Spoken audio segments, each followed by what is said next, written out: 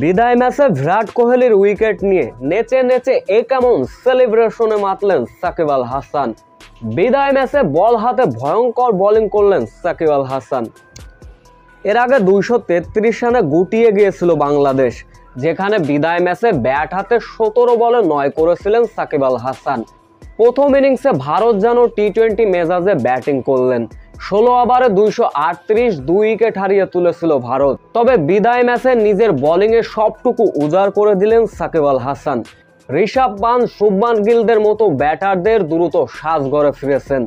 29 ওভারের ঘটনা, বল করলেন Sakib Al Hasan, good length delivery, sweep shot খেলার চেষ্টা বিরাট কোহলির, কিন্তু বোল্ড হয়ে গেলেন বিরাট কোহলি। এরপরে কোহলির উইকেট নিয়ে নাচো নাচো অবস্থায় সেলিব্রেশনও মাতলেন সাকিব আল হাসান। একবারের জন্য বোঝার উপায় নেই যে এটা তার ক্যারিয়ারের শেষ টেস্ট, এমনই আনন্দে মাতলেন সাকিব। সাকিব আল হাসানের এমন সেলিব্রেশন দেখে আপনাদের কি মতামত? এ বিষয়ে অবশ্য আপনাদের মূল্যবান কমেন্ট করে যাবেন।